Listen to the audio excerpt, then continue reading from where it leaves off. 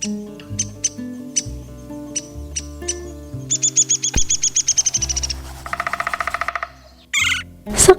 semua uang arisan udah di tangan kalian. Bu, kalian tahu nggak? Itu si Karina, dia kan udah nikah sama 5 tahun ya. Kenapa belum punya anak? Kalau kata orang-orang sih karena mandul. Kalau udah gitu susah sih. Tapi kasihan juga sih, apalagi suaminya. Pasti dia udah pengen gendong anak tuh. Tapi kalau aku jadi Karina, aku bakal berusaha sih. Misalnya kayak rajin konsul ke dokter atau kemana gitu. Ini mah si Karina cuma diem aja di rumah. Gimana mau ada kemajuan?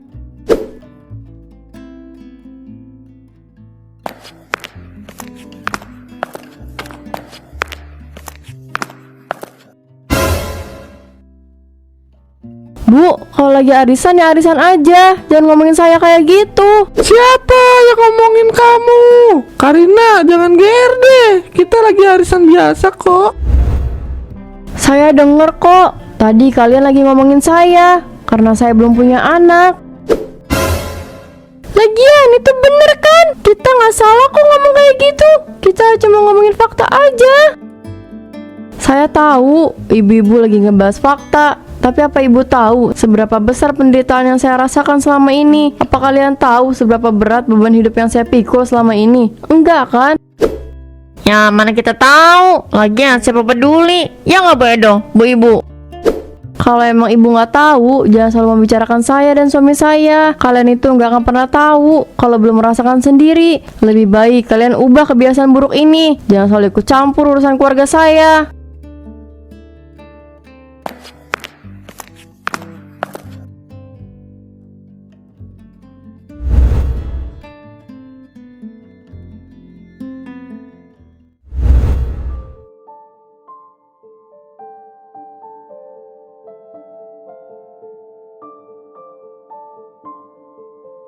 Sayang, gimana kabar kamu? Apa sudah ada perkembangan? Ayo udah gak sabar, pengen cepet-cepet gendong cucu.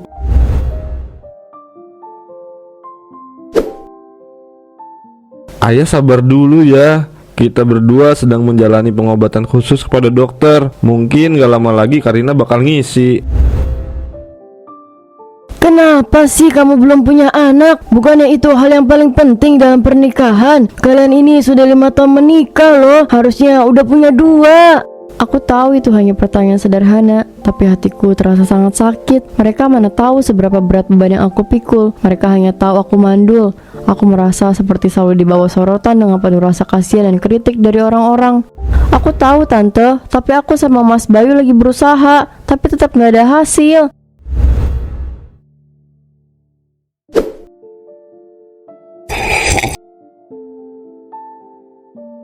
Makanya jangan cuma ke satu dokter aja. Kalian berdua harus datangi semua dokter yang ada di kota ini. Bener kata Tante Rina, kamu harus tanyakan masalah ini dengan semua dokter. Jangan hanya satu dokter aja. Kita juga kayak gitu kok ayah. Tapi ya semua dokter tetap berkata sama, Karina mandul. Meskipun aku pengen punya anak, tapi itu gak akan jadi masalah buat aku. Aku kan tetap ada di samping Karina. Kalau bisa kalian ini harus secepatnya punya anak. Emang kalian gak capek jadi bahan gosip tetangga kalian? Capek tante, capek banget. Aku aja pengen mati kalau terus kayak gini.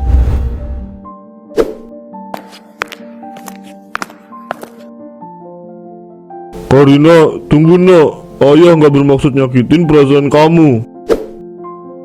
Ayah, tante, aku mau susul Karina dulu. Nanti aku kesini lagi ya.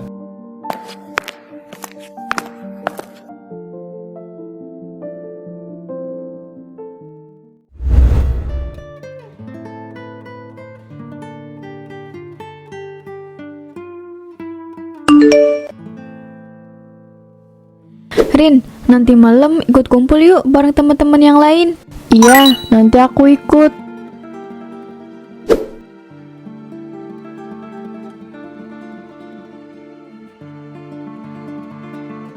Kenapa aku semalang ini? Aku juga pengen banget punya anak. Lagian siapa sih yang gak mau? Pernikahan itu akan terlihat lengkap dan sempurna kalau ada anak di samping kita.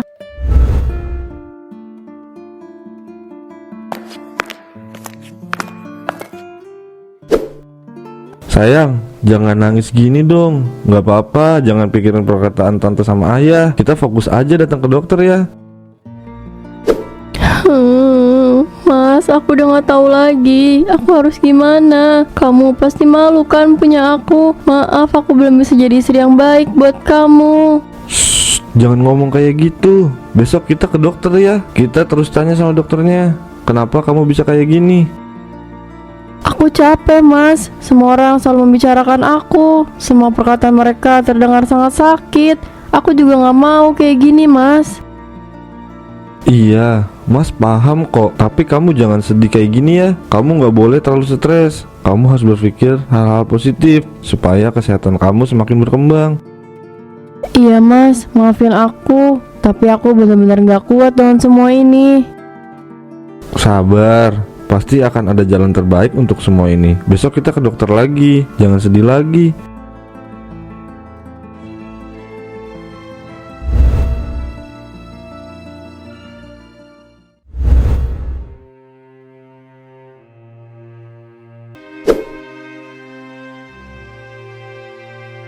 Perutnya udah buncit banget. Pasti bakal cepet lahiran nih. Hehehe. Bayinya nendang. Rahma, bayinya nendang. Hohoho. Kayaknya udah kenal ya sama tante.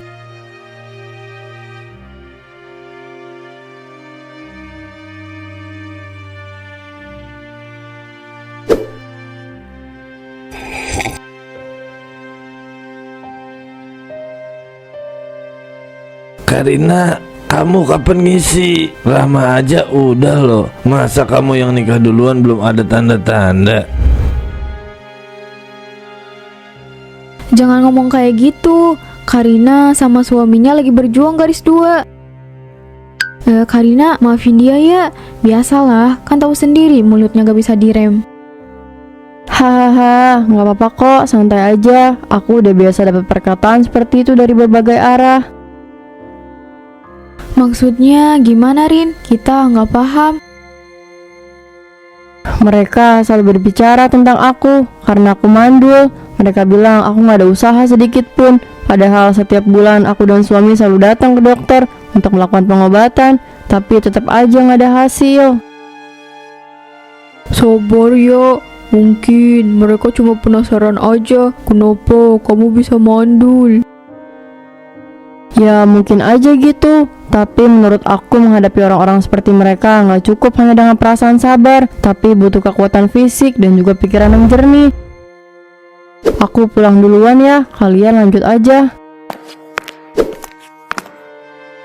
Karina, Rin tunggu, jangan pulang dulu. Aku nggak tahu harus gimana menghadapi orang-orang seperti mereka. Semuanya seperti memperbesar masalah ini. Mereka nggak pernah mikir bagaimana perasaanku.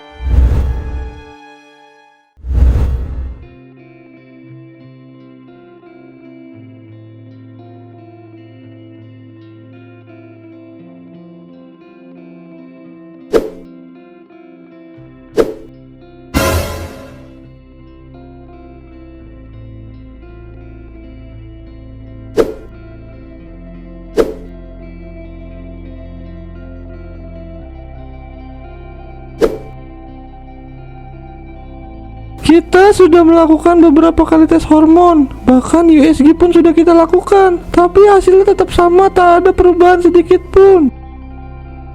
Apa nggak ada cara lain dok, supaya istri saya bisa garis 2? Nggak ada pak, karena ini berasal dari Bu Karina, jadi akan sulit sekali.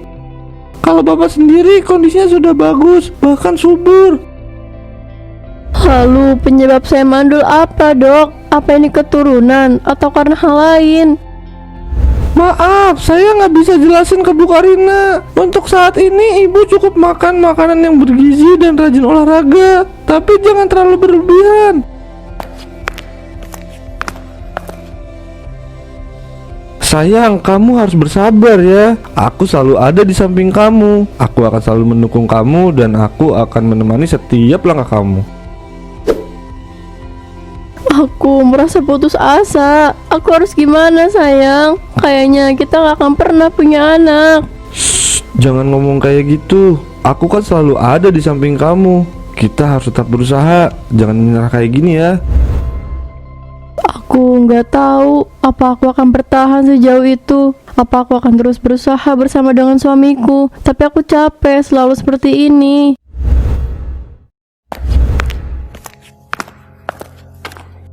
Sebenarnya percuma ngelakuin ini karena bikin capek aja. Lagian mandul itu sudah dari sananya, nggak mungkin bisa balik normal. Iya bener. Udahlah, adopsi anak aja daripada terus-terusan ngeluarin uang banyak buat biaya pengobatan tapi hasilnya tetap sama. Tetapi setidaknya kita berdua sudah berusaha. Kita juga lagi menjalani pola hidup yang lebih sehat lagi. Telat! Harusnya kalian berdua ini melakukan hidup sehat itu dari dulu. Sekarang mah udah percuma, nggak akan ada bedanya. Pergi, sore-sore ribut di jalan gini, malu didengar sama orang. Bu Edo, Bu Ira, lain kali jangan ganggu orang lagi olahraga, itu nggak baik. Kalian harusnya kalau mau jogging jangan ke arah sini. Udah tahu Bu Edo sama Bu Ira itu selain berkeliaran menyebar gosip tentang kalian berdua. Kita nggak peduli tante, kita udah biasa. Lagian kenapa harus mandul sih? Kalau kamu gak mandul, kamu gak akan jadi bahan gosip gini, Karina. Udah sana lanjut jogging lagi, ganggu tante yang lagi nyapu aja. Iya tante, kita mau lanjut olahraga lagi. Ayo mas, kita lanjut sampai ke ujung jalan perumahan.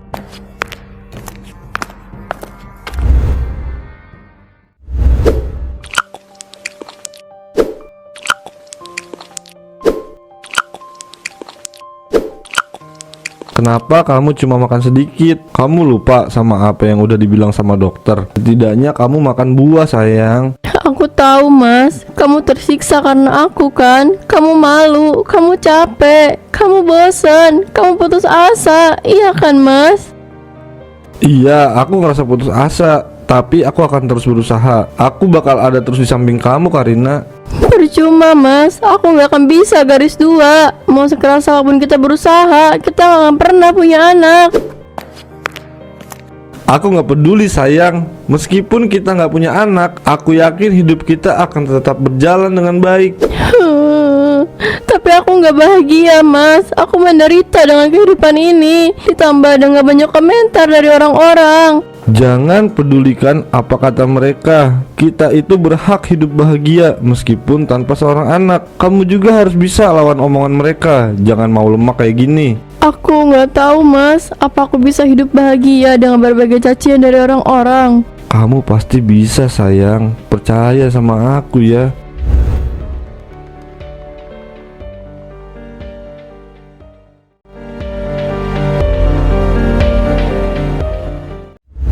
Suatu hari setelah banyak perdebatan internal dan pertanyaan yang tak kunjung terjawab, Karina akhirnya memutuskan untuk berhenti mendengarkan omongan orang lain.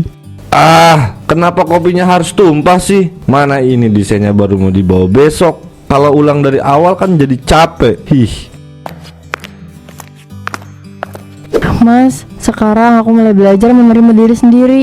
Aku paham setiap perjalanan hidup itu unik dan penuh tantangan. Punya anak bukanlah satu-satunya cara untuk merasa lengkap. Syukurlah kalau kamu bisa menerima semua ini dengan baik. Mas bangga sama kamu sayang. Aku cukup bahagia dengan kehidupan aku yang sekarang dan aku merasa lebih kuat dari sebelumnya. Semoga kamu bisa seterusnya kayak gini ya. Ingat, kalau ada yang nanya kapan punya anak, anggap aja angin lewat. Siap mas, hehehe. Nanti sore keluarga besar kita mau datang ke rumah. Katanya sih mau bikin acara keluarga kayak gitu. Kita bakal rayain di depan rumah.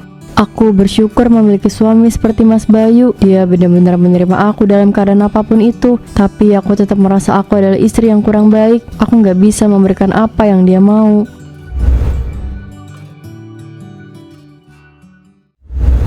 Alena, kamu cantik sekali sayang. Mama lagi sibuk makan ya? Tante, nanti di perut itu bakal ada bayi yang lucu. Nanti dia bakal jadi temen aku. Hehehe. Kamu nggak makan sayang. Padahal paman udah beli banyak seafood buat kamu. Kalian berdua kenapa nggak makan? Ayo ikut kumpul bareng keluarga kita. Jangan pisah kayak gini. Kita berdua lagi ngobrol sama Alena. Ayah makan duluan aja, nanti aku sama Mas Bayu nyusul. Ya udah kalau emang itu mau kamu. Tapi kalian jangan lupa makan ya, supaya makin subur. Oh iya, Tante Rina datang belakangan. Katanya sih ada urusan mendadak gitu. Iya, nggak apa-apa ayah.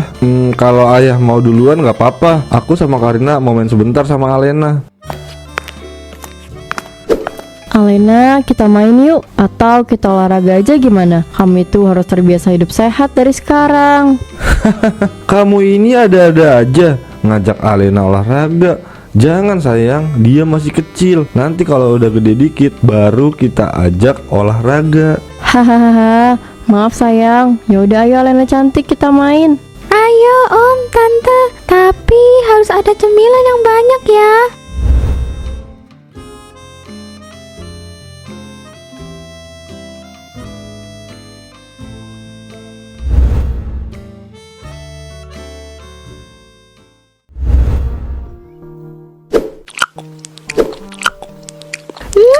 Satenya enak banget.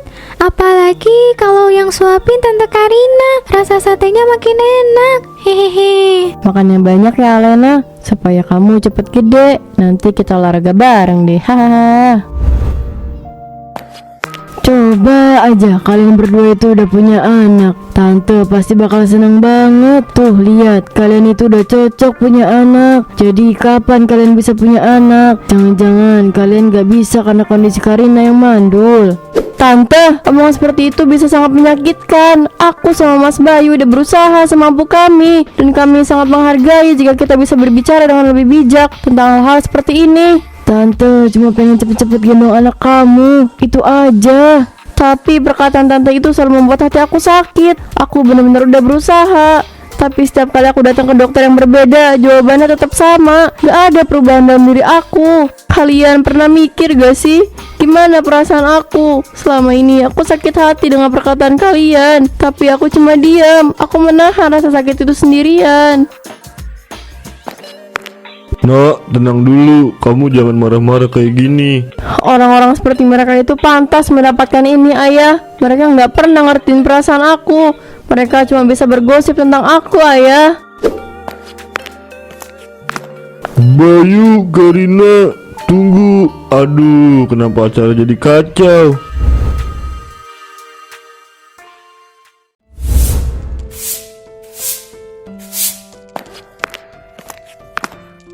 Rina, emang benar sore kemarin Rina marah-marah sama ibu karena ibu selalu membahas dia kapan punya anak. Kayaknya kita juga harus stop deh bergosip tentang Karina sama suaminya itu.